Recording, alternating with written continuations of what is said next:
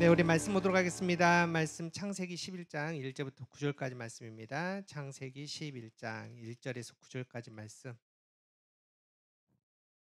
우리 말씀 한 절씩 교독합니다. 제가 먼저 창세기 11장 1절 읽겠습니다. 온 땅의 언어가 하나요, 말이 하나였더라. 이에 그들이 동방으로 옮기다가 신할 평지를 만나 거기 거류하며 서로 말하되 자 벽돌을 만들어 견고히 굽자 하고 이에 벽돌로 돌을 대신하며 역청으로 진흙을 대신하고. 또 말하자되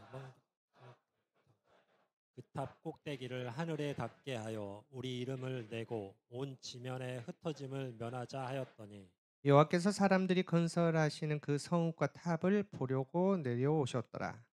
여호와께서 이르시되 이 무리가 한 족속이요 언어도 하나이므로 이같이 시작하였으니 이후로는 그 하고자 하는 일을 막을 수 없으리로다. 자, 우리가 내려가서 거기서 그들의 언어를 혼잡하게 하여 그들이 서로 알아듣지 못하게 하자 하시고. 여호와께서 거기서 그들을 온 지면에 흩으셨으므로 그들이 그 도시를 건설하기를 그쳤더라. 우리 구절 함께 읽겠습니다. 그러므로 그러므로 그 그 이름을 이름을 바벨이라 바벨이라 하니 하니 이는 이는 여호와께서 여호와께서 거기서 거기서 온 땅의 언어를 언어를 혼잡하게 혼잡하게 하셨음이니라. 하셨음이니라. 여호와께서 여호와께서 거기서 거기서 그들을 그들을 온 온 지면에 지면에 흩으셨더라. 흩으셨더라. 이는 하나님의 말씀입니다. 할렐루야. 오늘도 거룩하고 복된 날입니다. 특별히 오늘 광고해 드린 대로 우리 작년 후반기부터 지금까지 우리가 교회에 등록하신 우리 새 가족들 환영의 날이 있습니다. 다시 한번 주님의 이름으로 환영하고 우리 모두가 모여서 믿음의 공동체 또 하나님 나라를 이룰 수 있는 우리가 교회 되기를 간절히 바랍니다. 우리 인간 상호작용에 대한 심리 검사 중에 조아리의 창이라는 게 있습니다. 혹시 들어보신 분 있는지 모르겠지만은 이제 자신과 이제 타인이 아는데 서로 어떻게 아는지 얼마만큼 아는지를 이제 네 가지 영역으로 네 가지 창이 있다라고 이렇게 표현한 겁니다. 이제 그림에 나와 있는 것처럼 나도 알고 남들도 아는 겁니다. 나에 대해서 그걸 열린 자아라는 겁니다. 남들은 잘 모르지만은 나는 아는 거 있지 않습니까? 남들은 보이지 못한 내 마음도 있을 것이고 또 나의 과거도 있을 것이고 그게 이제 감추어진 자아입니다. 또 남도 모르고 나도 모르는 알 수 없는 자아도 있고요. 나는 모르는데 남들은 다 아는 눈먼 자아가 있습니다. 여러분 이 중에서 제일 심각하고 좀 문제가 되는 자아가 어떤 자아일까요? 눈먼 자아입니다. 여러분 나에 대해서 그래도 조금이라도 알면 수정이 되지 않습니까? 고칠 수 있습니다. 희망이 있습니다. 또 남도 모르고 나도 모르면 어차피 다 모르는데 문제가 될 게 없습니다. 그런데 나만 모릅니다. 남들은 다 나에 대해서 저 사람 저 단점이 있고 저 문제가 있는 걸 아는데 나만 모릅니다. 그래서 소신 있게 합니다. 그게 잘못된지도 모르고. 특별히 교회 공동체 안에 리더들이 이 눈먼 자가 강하면 교회 공동체를 굉장히 크게 훼손합니다. 그래서 성경은 이렇게 눈먼 자 또 여러 가지 서로 간에 좀 문제가 있을 때 어떻게 하라고 말하냐면은 히브리서 3장 13 절에 이렇게 얘기합니다. 우리 한번 읽어 보겠습니다. 시작. 오직 오늘이라 일컫는 동안에 매일 피차 권면하여 너희 중에 누구든지 죄의 유혹으로 완고하게 되지 않도록 하라. 서로 간에 문제가 있을 때 뭐 하라? 권면하라라고 얘기합니다. 여기서 권면하는 것은 팔라칼레오라는 헬라어인데 팔아 뭐뭐 곁에 칼레오 부르다. 그래서 막 정죄하고 야단치고 이게 아닙니다. 옆에 서서 같이 하나님의 이름으로 성령의 능력으로 말해주고 보듬어주고 사랑해주면서 회복하는 게 바로 권면이라는 단어입니다. 여러분 그래서 어떤 사람이 크게 잘못을 했습니다. 문제를 일으켰습니다. 분명 그 사람이 잘못이죠. 근데 성경에는 만약 권면하지 않았다면은 그 문제에 대해서 그 권면하지 않은 사람들의 책임도 있다는 겁니다. 우리 예를 들어서 이런 겁니다. 그 속담 중에 바늘도둑이 소도둑 된다 하지 않습니까? 소도둑이란 큰 도둑 놈이 됐는데 그 나중에 보니까 어렸을 때 바늘을 훔쳤다는 겁니다. 그런데 바늘을 훔쳤을 때 엄마 아빠가 훈육하지 않고 어른들이 야단치지 않아 가지고 그렇게 되면은 누구 책임? 그 엄마 아빠 어른들의 책임도 있다. 여러분 이겁니다. 그래서 우리가 교회는 뭐 좋은 게 좋은 거다 이렇게 두리둥실하게 넘어가지 않았으면 좋겠습니다. 그거는 좋은 게 아닙니다.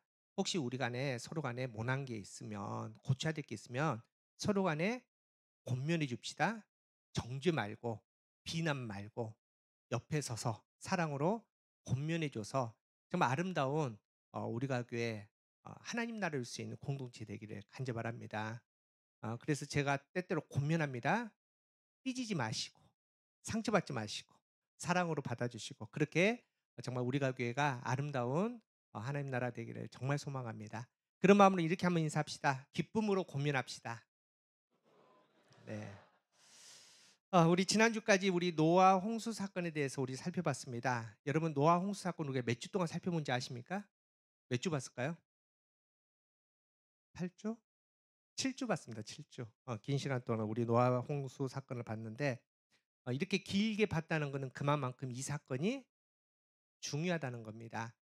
우리가 이제 7주 동안의 말씀을 봤는데 노아의 홍수 사건을 결론 한번 봅시다. 결론이 뭡니까? 결론은 포도나무와 포도주입니다. 여러분 물론 이제 구원받았다 이것도 참 중요한데 결론은 구원받은 이후의 삶이 뭐냐 이게 중요한 거 아닙니까? 노아가 구원받았습니다. 구원받고 농사를 지었는데 무슨 농사? 포도 농사인데 자기 잘 먹고 잘 살라는 포도 농사를 지은 게 아니라 포도 한 그루를 심었다는 겁니다. 우리가 이미 설명을 드렸기 때문에 포도나무는 그냥 일반 나무뿐만이 아니라 영적으로는 굉장히 중요한 의미를 갖고 있습니다. 하나님께 예배드리는 예배의 시작점이고 또 예수 그리스도를 만날 수 있는 곳이고 하나님 나라를 소유할 수 있는 정말 중요한 포도나무를 심었습니다. 그다음에 포도주에 취했는데 그냥 포도주가 아닙니다. 뭐 일반적으로 살 수 있는 와인이 아니라 그 포도나무에서 취한 그 포도주입니다.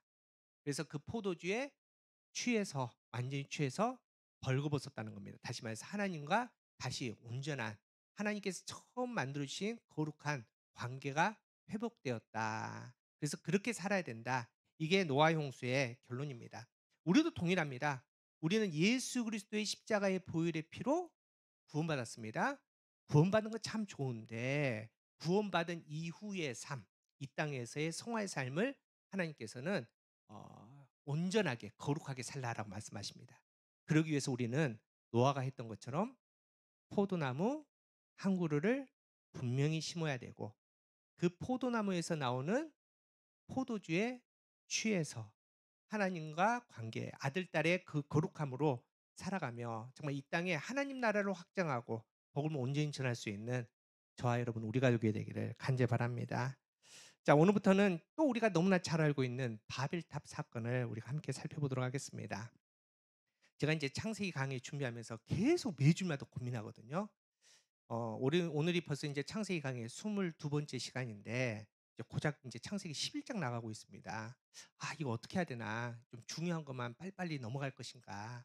또 그렇게 하다가 또 한쪽 마음에서는 야, 이렇게 좀 정말 중요한 내용이 있는데 이걸 그냥 넘어가도 되나? 이런 마음이 계속 이게 마음이 왔다 갔다 합니다. 그래서 사실은 오늘 이제 말씀을 이제 바벨탑 한 주일만 딱 하려고 준비를 했다가 어제 말씀을 다시 준비했습니다. 아무리 한 주일만 해도 안 되겠습니다. 너무나 중요한 얘기가 많아서 오늘은 특별히 어 많은 바벨탑 이야기 중에서 바벨탑 사건의 배경과 그리고 왜 바벨탑이 세워져야만 했는가 그 이유에 대해서 우리가 잠시 생각해 보도록 하겠습니다. 여러분 이제 성경에는 이제 그 앞에 창세기 11장까지의 역사를 원역사라고 얘기합니다.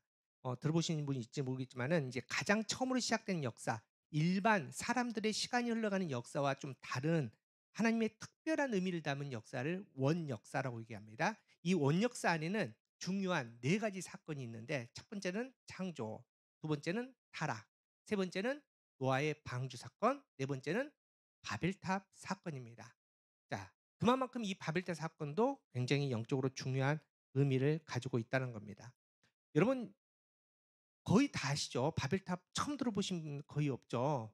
아마 다 바벨탑을 들어보셨을 텐데 여러분이 알고 있는 여러분들이 지금까지 머릿속에 가지고 있는 바벨탑의 영적인 의미가 무엇일까?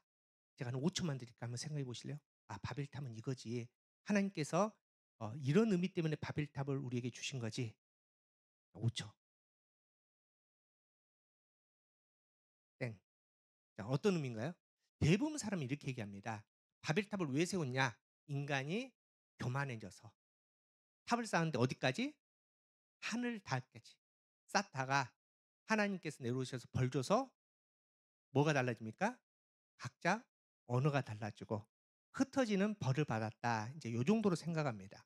하지만 바벨탑은 굉장히 많은 의미들을 담고 있습니다. 그래서 학자들도 바벨탑에 대한 해석들이 다 다릅니다. 제가 중요한 학자들 몇 명만 소개해 드릴 테니까 다 외우지 않으셔도 됩니다. 그냥 이런 게 있다라는 정도로만 한번 들어보십시오. 자, 우리가 잘 아는 칼빈은 이렇게 얘기합니다. 바벨탑 사건은 하나님에 대한 인간의 도전이다라고 얘기를 합니다. 오늘 본문 4절 한번 읽어봅시다. 시작. 또 말하되 자 성읍과 탑을 건설하여 그 탑 꼭대기를 하늘에 닿게 하여 우리 이름을 내고 온 지면에 흩어짐을 면하기라 하더라. 자, 이름을 내자. 스스로 흩어짐을 면하자. 하나님과 상관없이 뭔가를 해보겠다라는 그 인간의 교만을 바로 이런 하나님께 도전하는 것을 이 칼빈은 바벨탑 사건이라고 봤습니다. 또 키텔 텔리치라는 학자들은 이렇게 얘기합니다. 바벨탑 사건은 우리가 잘 알고 있는 인간의 교만이다. 여러분 앞서 노아가 방주를 만들었는데 이미 우리가 살펴봤지만은 인간이 만들 수 있는 방주가 아닙니다. 이미 그 한계를 넘어섭니다. 그렇게 한번 만들고 났더니 인간이 '아 우리도 이런 걸 할 수 있구나. 우리에게도 이런 기술이 있구나. 그러면 우리가 하늘에 닿을 수 있는 탑도 만들 수 있겠구나.' 그래서 자기들이 갖고 있는 기술과 노력으로 뭔가를 할 수 있다라고 생각을 하는 겁니다. 그래서 나중에 혹시 하나님께서 또 비를 내리셔서 홍수 심판을 오면은 우리가 이걸 높이 세워 가지고 '그 홍수조차도 우리가 이겨 보자.'라고 했던 그런 교만이 바로 이 바벨탑 사건이라고 얘기를 합니다. 또 매튜 헨리는 이렇게 얘기합니다. 바벨탑은 인간의 이 땅에 영원한 왕국을 세우려고 하는 인간의 정치적 종교적 야심이라는 겁니다. 여러분 하나님께서는 흩으시려는데 인간은 모입니다. 모여서 이 바벨탑을 세우고 이 바벨탑 중심으로 영원히 깨지지 않는 영원할 수 있는 제국을 만들어 보자라고 했던 것이 바로 이 바벨탑 사건이다라고 설명합니다. 또 해방 신학자들은 이렇게 얘기합니다. 바벨탑은 제국주의적 지배에 대한 비판이다. 여러분 창세기 10장에 이제 족보에 여러 사람의 이름이 나오는데 그중에 굉장히 중요한 사람이 나오는데 바로 함의 자손인 니무롯이라는 사람이 나옵니다. 그런데 이 사람은요 용사입니다. 그냥 용사가 아닙니다. 굉장히 전략가이고 정치가입니다. 그래서 이 니무롯은 신할의 4개의 성읍 또 아수르의 4개의 성읍을 건축하고 우리가 너무나 잘 아는 바벨론의 시조가 됐던 사람이 이 니무롯입니다. 그래서 메소포타미아 지역의 또 정복자, 통치자로서 결국 이 바벨론은 이 니블론이 기획된 제국주의적인 건축물로 세웠던 것이 바벨탑이다라고 이렇게 얘기합니다. 또 마지막으로 월터 카이저는 이렇게 얘기합니다. 바벨탑 사건을 아브라함 언약의 필요성을 드러내기 위한 서론적인 장치다라고 얘기합니다. 다시 말해서 우리 11장에 바벨탑이 나옵니다. 그다음에 12장은 어떤 사건입니까? 아브라함의 사건이 나옵니다. 왜 아브라함이 갑자기 나올까? 왜 갑자기 역사에 갑자기 튀어나올까 아브라함이?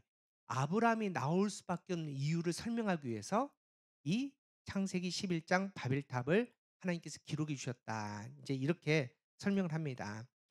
다시 말해서 제가 왜 이렇게 길게 얘기하느냐. 지금 바벨탑은 여러분이 생각하는 그런 단순한 사건이 아니라는 겁니다. 굉장히 복잡한 영적인 의미를 담고 있는 사건이다. 이렇게 알고 계시면 됩니다. 그러면 오늘은 근본적으로 왜 사람들은 바벨탑을 세웠을까? 바벨탑이 세워진 원인이 뭘까? 여기에 대해서 우리 잠시 생각해 봅시다. 첫 번째는 그 이유는 민족이 섞였기 때문에 바벨탑이 세워진다는 겁니다. 여러분 이 바벨탑 사건은 굉장히 재미있게 구성되어 있습니다. 우리는 지금 창세기 11장 1절에서 9절 바벨탑 사건을 읽었는데 진짜 바벨탑 사건을 이해하려면은 창세기 10장과 11장을 통으로 읽어야 됩니다. 혹시 성경책 있으신 분들 잠깐 한번 보시면은 창세기 10장에 무슨 사건입니까? 어떤 기록입니까? 노아의 세 아들들의 족보가 나옵니다. 그리고 나서 창세기 11장 1절부터 9절까지 바벨탑 사건이 나오고요. 그 뒤에 또 어떤 게 기록되어 있습니까? 노아의 아들인 셈의 족보가 또 기록되어 있습니다. 그 뒤에는 데라는 누구입니까? 아브라함의 아버지 데라의 족보가 기록되어 있습니다. 다시 말해서 이 바벨탑의 사건은 족보들 사이에 삽입되어 있는 이런 구조로 되어 있다는 겁니다. 여러분 하나님께서는 창세기 9장에 저주받은 함. 여러분 저주받은 함인데 그냥 저주가 아니라 용서받지 못한 죄를 지어서 저주받습니다. 다시 말해서 노아가 하나님과 온전한 관계가 회복되는데 그 관계를 깼기 때문에 용서받지 못하는 완전한 저주를 받아서 함은 구별이 됩니다. 그래서 하나님께서 택하시고 복을 주신 셈과 야벳과 함이 구별이 됩니다. 구별이 된 다음에 이제 각 세 아들이 흩어지게 됩니다. 어떻게 흩어지냐? 야벳은 북쪽과 서쪽, 지금의 유럽과 소아시아, 북서부 지역으로 흩어집니다. 그리고 셈은 지도 좀 보여주실래요? 동쪽과 중동, 근동 아시아 지역으로 흩어집니다. 함은 어디로 가느냐? 아대쪽, 남쪽과 남서쪽 아프리카, 가나안, 메소포타미아 지역으로 흩어지게 됩니다. 그래서 어떤 사람들은 좀 재밌게 이렇게 얘기하거든요. 자, 야벳이 유럽 쪽으로 흩어졌습니다. 그래서 백인, 흑인, 황인종인 중에 야벳이 누구의 조상이다? 백인의 조상이다라고 얘기합니다. 또 셈은 동쪽 아시아 쪽으로 흩어졌거든요. 그래서 우리의 조상은 누구예요? 우리의 황인의 조상은 셈이다라고 얘기합니다. 함은 아프리카로 갔거든요. 그래서 흑인의 조상이다라고 얘기합니다. 근거가 없습니다. 근거 없는데 이렇게 얘기하는 사람들 이렇게 흩어졌다는 겁니다. 여러분 하나님께서 왜 이렇게 흩으셨냐? 중요한 성경의 핵심인 거룩 때문입니다. 거룩은 뜻이 구별하다는 겁니다. 구별하기 위해서입니다. 여러분 이 거룩이 왜 이렇게 중요하냐? 하나님께서 왜 이걸 그렇게 강조하시냐? 이스라엘 백성들이 이제 가나안 땅에 들어갈 때 전쟁을 해야 되지 않습니까? 그런데 그 전쟁법이 있습니다. 그냥 전쟁해라, 싸워서 이겨라 이렇게 얘기하는 게 아니라 하나님께서는 가나안을 정복할 때 헤렘법으로 전쟁하라고 선포하시거든요. 이 헤렘법이 뭐냐? 다 죽이라는 겁니다. 군사들도 죽이지만은 여자들도 죽여라. 젖먹이 아기까지 죽여라. 짐승까지 죽여라. 왜 다 죽이라는 겁니까? 이스라엘 백성들 하나님의 자녀들이 들어가게 돼서 그곳에 살는데 섞이면 안 되기 때문에 다 죽이고 온전하게 구별하기 위해서 하나님께서는 해례법을 주셨다는 겁니다. 여러분 노아 아이들도 마찬가지입니다. 저주받은 함과 셈과 야벳이 구별되어서 같이 섞이면 안 됩니다.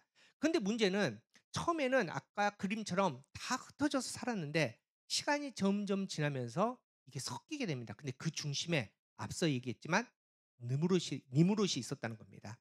니무롯이 용사입니다. 그래서 정복을 합니다. 그래서 제국을 세우는데 어느 땅에 세우냐? 셈이 살던 그 터전에 제국을 세웁니다. 그래서 그림이 잘 보일지 모르겠지만요.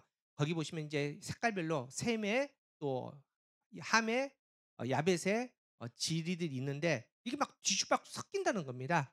지금 이 상황에서 바로 바벨탑이 세워집니다.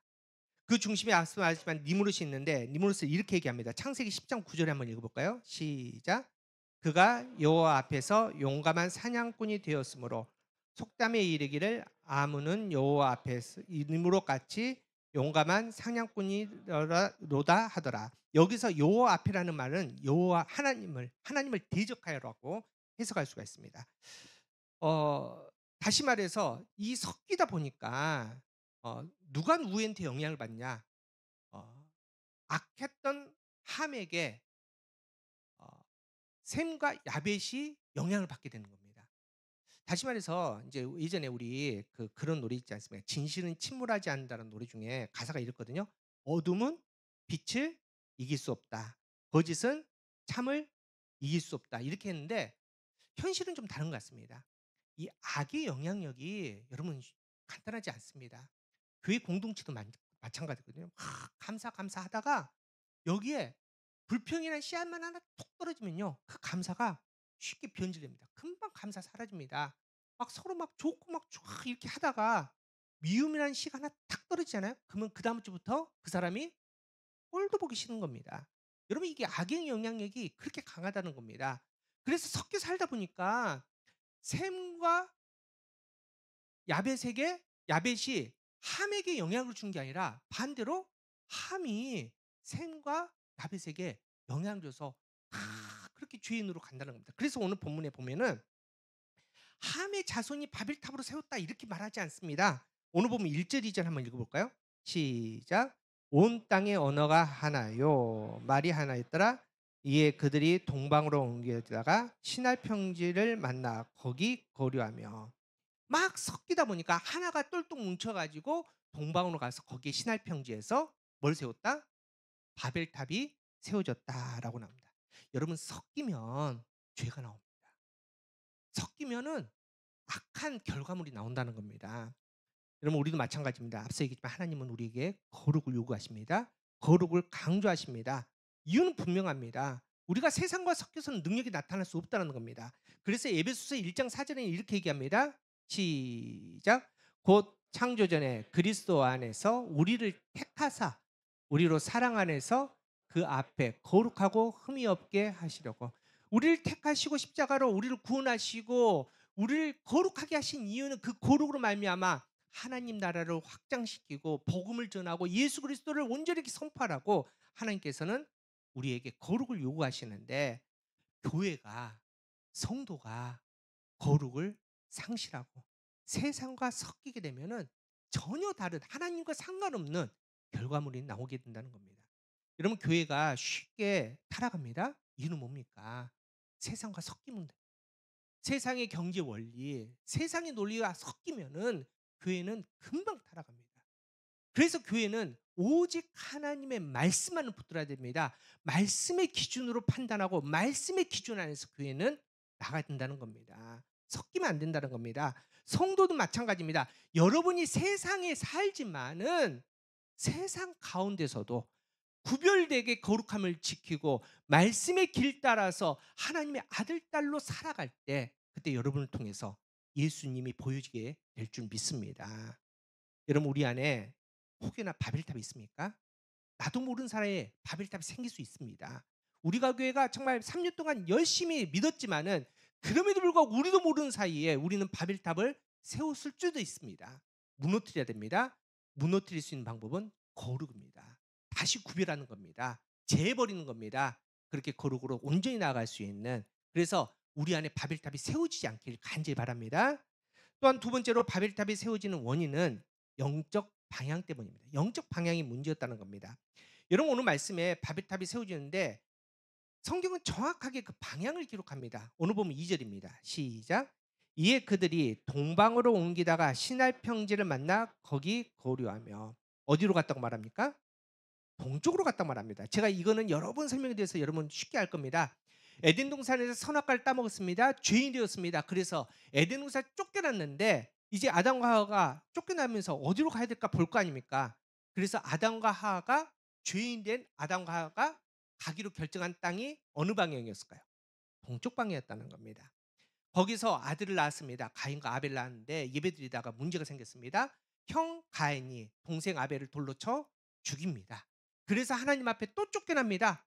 가인이 쑥 보다가 어디로 갈까 하다가 쫓겨난 가인이 어디 쪽으로? 동쪽으로 갔다는 겁니다. 여러분 창세기 13장 보면은 아브라함과 조카 롯이 약속의 땅에 왔습니다. 복을 받습니다. 너무나 많아졌습니다. 양떼가 많아져서 같이 살 수가 없어서 분가를 해야 됩니다. 그래서 삼촌인 아브라함이 조카 롯에게 네가 먼저 선택해라 라고 말했더니 세상을 사랑했던 조카 롯이 쭉 동서남북을 보다가 결정한 땅이 있습니다. 어느 땅일까요? 동쪽 소돔 땅입니다. 죄의 땅입니다. 여러분 세상은 자꾸 동쪽 죄인이 가는 땅이 동쪽이라고 말합니다. 이유가 있습니다. 이 동쪽은 히브리어로 카담이라는 단어인데 그 뜻이 앞서다 도망하다 대항하다입니다. 누구를 앞서는 땅입니까? 하나님을. 누구에게 도망가는 땅입니까? 하나님을. 누구를 대항하는? 하나님을 대항하는 쪽이 바로 동쪽입니다. 여러분 왜 그럴까요? 왜 동쪽이 하나님을 대항하고 하나님을 앞서는 땅일까요? 하나님을 등진 땅일까요? 이유는 이겁니다. 자, 하나님께서 거룩한 성전, 성막을 세우십니다. 그리고 그 성막에 문을 하나 만드십니다. 근데 그 문이 동서남북 중에 어느 방향일까요? 동쪽 방향입니다. 여러분 마찬가지입니다. 에덴 동산의 문은 동쪽에 있습니다. 가나안 땅에 약속의 땅 들어갔는데 어떻게 되느냐? 서쪽 요단강을 건너서 어디로? 동쪽으로 들어갑니다. 그래서 하나님을 만날 수 있고 하나님이 있는 그 거룩한 성전의 문은 동쪽 방향입니다. 그러면 이 동쪽 방향으로 나 있는 문을 통과해서 하나님 만나기로 들어가려면은 어느 방향으로 가야 됩니까? 어렵죠. 어느 방향으로 가야 될까요? 동으로 가면, 자, 문이 동쪽으로 나 있는데 동으로 계속 가면 이 문에 들어올 수 있습니까? 없습니까? 이 문으로 들어오려면은 서쪽으로 와야 됩니다. 서쪽 방향으로 와야 됩니다. 그래서 동쪽으로 갔다는 것은 하나님의 임재하심을, 하나님이 계시는 그 문, 거룩한 성전의 문을 등지고 가는 겁니다. 하나님을 등지고 가면 하나님이 보이질 않습니다. 자기밖에 안 보인다는 겁니다. 그래서 이 방향 때문에 문제가 생기는 겁니다. 하나님이 안 보이니까 세상을 향해서 그 시선을 돌리니까 그다음에 방법을, 살아가는 모든 방법이 세상의 방법이 나오는 겁니다. 그래서 오늘 본문에 3절 보십시오. 3절에 이렇게 얘기합니다. 읽어보겠습니다. 시작. 서로 말하되 자 벽돌을 만들어 견고히 굽자 하고 이에 벽돌로 돌을 대신하며 역청으로 진흙을 대신. 이런 말씀이 참 재밌지 않습니까? 그냥 바벨탑은 뭘로 만들었습니까? 벽돌을 만들었습니다. 그 벽돌과 벽돌을 뭘로 연결합니까? 역청으로 연결합니다. 그러면 그냥 성경에 야 바벨탑 세우자, 벽돌로 세우자, 중간에 역청 바르자 이러면 되는데 어떻게 표현합니까? 돌을 대신하여 역청으로, 진흙을, 죄송합니다. 벽돌로 돌을 대신하며 역청으로 진흙을 대신하며 이렇게 표현하지 않습니까? 여러분 역청과 진흙, 벽돌과 돌의 의미를 우리는 알아야 됩니다. 여러분 벽돌과 돌의 차이가 뭘까요? 돌은 누가 만들었습니까? 하나님이 만드셨습니다. 벽돌은 사람이 만듭니다. 그래서 하나님의 거룩한 제단을 세울 때 하나님이 뭘로 만들라고 명령하십니까? 돌인데 무슨 돌? 자, 읽어봅시다. 신명기 27장 6절. 시작. 너는 다듬지 않은 돌로 내 하나님 여호와의 제단을 쌓고 그 위에 내 하나님 여호와께 번제를 드려. 자, 돌인데 무슨 돌? 자, 다듬지 않은 돌은 무슨 돌입니까? 하나님께서 주신 그대로 거기에 너의 노력이나 너의 기술이나 너의 생각을 더하지 않고 만든 그 돌로 하나님의 제단을 쌓으라는 겁니다. 그런데 바벨탑 뭡니까? 그 돌을 버리고 자기들이 벽돌을 찍어서 그 벽돌로 단단하게 만들어서 바벨탑을 세웠다는 겁니다. 여러분 역청도 마찬가지입니다. 역청도 인간의 100%의 노력으로 하나님 앞에 나가야 되는데 나가면 안 되는데 지금 바벨탑이 인간의 100% 노력으로 그렇게 나갔다는 겁니다. 이게 바로 죄인된 인간이 자연스럽게 나오는 현상들입니다. 여러분 에덴 동산 보십시오. 에덴 동산에서 선악과를 따먹었습니다. 죄인이 되었습니다. 죄인이 되고 나니까 가장 먼저 한 게 뭔지 아십니까? 입을 따기 시작합니다. 무슨 입? 무화과 잎. 입을 따서 뭐 합니까? 그걸 엮어서 치마를 만듭니다. 뭔가를 죄인은 만들기 시작한다는 겁니다. 하나님과 상관없이 만든다는 겁니다. 역청도 여러분 이미 우리가 창세기 6장에 역청을 배웠거든요. 역청이 어디서 나옵니까? 노아의 방주에서 나오지 않습니까? 하나님께서 노아의 방주를 만들고 안팎에 역청을 바르라, 방수용으로 바르라 말합니다. 그런데 이 창세기 6장에 나온 역청과 오늘 본문의 창세기 11장에 나온 역청이 다른 역청입니다. 창세기 6장은 고페르라는 단어입니다. 우리가 이미 알지만 속죄금, 대속물, 몸값, 보상. 그래서 이 방주는 오직 예수님을 나타내는 겁니다. 예수님이 우리를 와서 속죄해 주시고 예수님이 대속물로 우리의 모든 것들을 그 피로 갚으시고. 그런데 창세기 11장의 역청은 건축이 아스팔트입니다. 그냥 인간의 노력입니다. 그래서 창세기 6장은 하나님의 은혜를 선포합니다. 인간의 순종을 선포하는데 이 창세기 11장에 있는 역청은 은혜가 전혀 없는 교만의 수단, 반역의 도구로 이 역청이 사용되었다는 겁니다. 여러분 인간이 동쪽으로 가면 나타나는 현상입니다. 이유는 동쪽으로 가면 하나님과 등집니다. 하나님이 보이지 않습니다. 자기밖에 보이지 않습니다. 그래서 인간의 손으로, 인간의 능력으로, 인간의 마음으로 일을 하기 시작해서 그 결과 나온 것이 바로 바벨 탑인 겁니다. 우리 사랑하는 성도 여러분, 이게 바로 죄인의 중요한 모습이고 이 죄로 말미암아 바벨탑이 나온 겁니다. 이 땅에서 가장 지금 현재 가장 높은 건물이 어디 있는지 아십니까? 두바이에 있습니다. 두바이에 있는데 부르츠 할라파라는 건물인데 높이가 828m라고 합니다. 163층. 여러분 우리나라는 뭐 서울도 안 가보셔가지고 뭐 하나 예 롯데월타워 아닙니까? 555m 몇 층? 123층입니다. 여러분 이상합니다. 사람들은 자꾸 높아지려는 욕망이 있습니다. 오늘 사람들이 죄인 된 사람들이 바벨 탑을 세우지 않습니까? 이 탑이라는 단어의 의미가 기가 막힙니다. 이 단어는 미그달이라는 히브리어인데 자신을 위대하게 보이다, 자신을 강하게 보이다, 교만하게 행동하다라는 거. 우리 안에 그런 욕망이 있다는 겁니다. 우리도 죄인이기 때문에. 그래서 우리가 앞서 얘기했지만은 우리도 모르는 사이에 우리의 가정에, 우리의 마음에, 우리 가교에 이 교만의 탑을 우리도 세우고 있다는 겁니다. 하지만 여러분, 아무리 인간이 탑을 쌓아도 하늘이 닿겠습니까? 우리가 뭘 아무리 해도 하나님을 넘어설 수 있겠습니까? 우리는 피조물의 존재합니다. 그래서 우리는 명확하게 우리를 알아야 됩니다. 아까 조알리 창 있지 않습니까? 나를 정확하게 알아야 됩니다. 또 하나님이 나를 보시는 하나님의 마음을 우리는 정확하게 알아야 됩니다. 그때 우리는 나를 알고 또 하나님이 나를 어떻게 바라보시느냐 알면 우리는 뭘 할 수 있느냐? 하나님을 경외하게 됩니다. 하나님을 경외하게 되면은 누굴 봅니까? 하나님을 보게 됩니다. 그래서 동쪽이 아닌 어디를 향해서 서쪽으로 가게 됩니다. 여러분 서쪽으로 가는 게 절대 쉽지 않습니다. 고난입니다. 여러분 연어 생각하면 똑같습니다. 거센 물살이 막 내려오는데 거기를 바닥바닥 거슬러 올라가 있지 않습니까? 세상 사람들은 다 동쪽으로 갑니다. 그런데 그걸 거슬러 하나님께 가는 게 여러분 정말 만만치 않습니다. 그게 바로 신앙입니다. 여러분 신앙은 편한 게 아닙니다. 여러분 신앙은 처절한 겁니다. 날마다 쌓아보는 겁니다. 여러분 우리의 힘으로 하늘을 닿을 수 있습니까? 절대 없다는 겁니다. 예전에 어떤 건축가가 그런 소망이 있었어요. 나도 한번 멋지게 하늘 닿을 수 있는 건축물을 만들어 보겠다. 그래서 사람들을 모읍니다. 그리고 많은 돈을 투여해서 건물을 짓기 시작하는데 여러분 며칠 가지 않아서 힘이 들지 않습니까? 날씨가 덥고 돈도 많이 들고 그러니까 서로 간에 막 불평불만이 나오는 겁니다. 야 이걸 설계라고 했냐? 야 설계도를 해야지.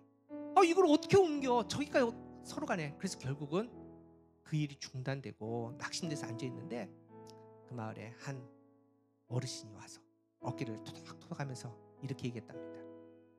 인간은 절대 하늘을 닿을 수 없어. 그런데 대신 쉽게 하늘을 닿을 수 있는 방법이 있다네.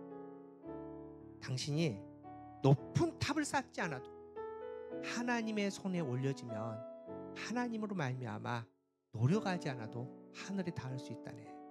그럼 이렇게 얘기했다. 여러분 우리는 뭔가를 하려고 노력합니다.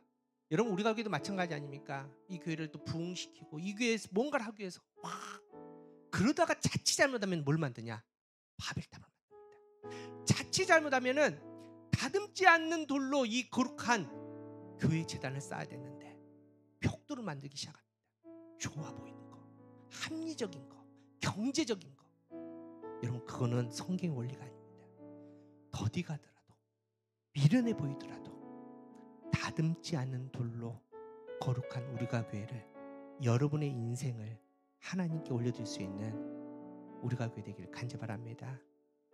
다시 한번 말씀드립니다. 세상은 다 동쪽으로 흘러갑니다.